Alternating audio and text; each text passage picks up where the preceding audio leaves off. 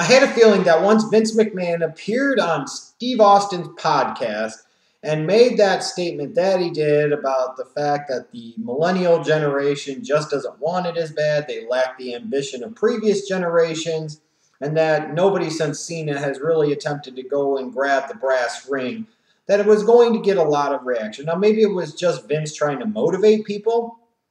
Maybe Vince actually believed that bullshit. I don't really know. But I had a feeling that it was going to piss off a lot of fans, and surely it did, as it should have. And I had a feeling that it probably was going to go over like a fart in church within the WWE locker room, which I would firmly believe the reports that say that it has done exactly that. It's gone over like a fart in church. You had different people tweeting about it, different people talking about it, as they should, because it was a ridiculous, ridiculous statement. And now I see the certain reports talking about how the morale of the WWE locker room is really low and how it's really bad. But speaking from a WWE fan standpoint, frankly, who the fuck could blame them? Because I know myself as a WWE fan, my morale, it is at a damn near historically low level. There's a lot of reasons to be disenfranchised with the WWE company and its current product, and I have found a lot of reasons for said disenfranchisement. Therefore, it wouldn't surprise me at all that the people actually getting paid by the company to work for the company would feel equally like I do, if not more so, because they get to live it, breathe it, be it. That's their reality every single day.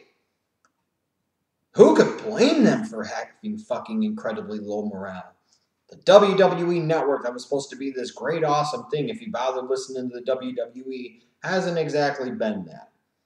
You see so often young guys, newer faces get pushed to a certain level, but then something always seems to happen to where they're never able to really get to that certain level. They're never really able to break through that Breakfast Club glass ceiling. And then you see reports of shit like John Cena having a talent-only meeting in the locker room and Triple H giving a speech in the locker room and talking about how things should be done and basically trying to pass the buck and blame the talents for the current position that they're fucking in. And you know what? I really truly hope that even though I wasn't a fly on the wall in that meeting, that I wasn't there at that meeting, I really hope that somebody looked at John Cena and or Triple H and had the balls, which they probably didn't, to sit there and say, why don't you just shut the fuck up? It's very easy for a Triple H or a John Cena to say some bullshit like that because they're not directly affected by said bullshit, are they? Here's Triple H. Married into the fucking family, married into the hierarchy of the corporate structure of the WWE. Someday this bitch is going to be his fucking playground along with Stephanie. Very easy for him to sit there after years of being pounded down through people's throats and up people's asses. Years of multi-million-dollar payouts and so on and so forth of being forced down your throat at the top level year after year for over a fucking decade. It's really easy for a guy like Triple H who clearly doesn't fucking know, clearly doesn't have a clue, and clearly isn't in touch with the current reality because he hasn't lived that reality for so many fucking years. That shit ain't good. That people that aren't Triple H have a lot of reason to be upset, have a lot of reason to be pissed off. So who the fuck is Triple H to sit there and tell people anything differently? Who is Triple H to sit there and basically lie to these guys and fucking tell them that things are so much better than they ultimately are and that they just need to keep plugging away and fighting the good fight? What the fuck is that shit? He has some nerve. He has some fucking balls to sit there and say that shit. Because at the end of the day, he's in his spot. The only change in his spot is that he'll be going up. He's not going down. That's for damn sure. And the same thing surely goes for fucking Cena. Of all the people to sit there and try and rally the troops, the last person you would be calling on is John fucking Cena. Because in a lot of ways, he's one of the biggest problems with the fucking company today. So what fucking nerve does this guy have to sit there and say, well, you guys, this isn't really the way to go about it. And the way to go about it is hard work. They're sitting there saying that these people aren't fucking working hard and that these people don't give a fuck. If anything, the reason they might not work as hard or they might not give as much of a fuck is because of the bullshit love from people like John Cena, Triple H, and Vince McMahon, and the higher-ups within WWE. John Cena, asshole! You're part of the fucking problem. It almost comes across as you don't want to rock the boat and you don't want to do anything other than what is politically best for you because you selfish son of a bitch are trying to protect your fucking spot. And you know that anybody actually trying to grab that brass ring that might even be successful and given the opportunity to grab that brass ring instead of it being belonging to your overrated ass for all these years. My precious, I will put it in my jorts and store it. And nobody can find it. Of all the fucking people, you have some fucking nerve to sit there and talk about how people need to work harder. How people need to sit there and not stage silent protests when you're not impacted or affected by it in any fucking way whatsoever. If anything, the only reason you wouldn't want people to do that is because then it would affect you in a negative way.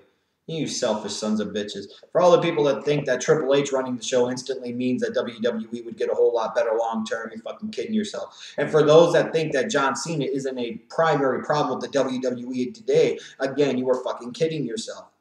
I look at, from the outside looking in as a fucking fan, and I could see why so many of these other talents on the WWE roster would be frustrated, would be disenfranchised, would be pissed off, would be sick and tired of the way shit is going.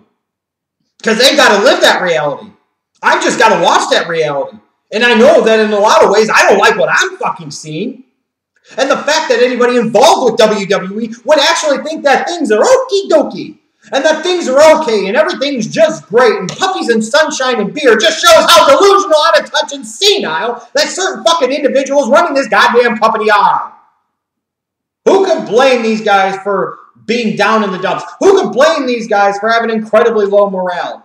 Because anytime that anybody does try to do anything to be any different, they fucking get sabotaged. Anybody, it seems like, that actually gets over in spite of what the WWE tries to do with them, the WWE then sabotages them. Either directly or indirectly. Fucking Triple H and Cena trying to sit there and speak from a leadership perspective when they have zero fucking credibility on this. What type of arrogant, egotistical, out-of-touch asshole would sit there and give speeches to the fucking locker room about shit when they're not impacted by it in any way negatively at all? In fact, they're impacted positively by keeping the status quo of the fucking WWE. You know, it's a bad thing when you see certain people on the independent scene or certain people that have worked ROH or TNA or what have you that don't want to come to the WWE.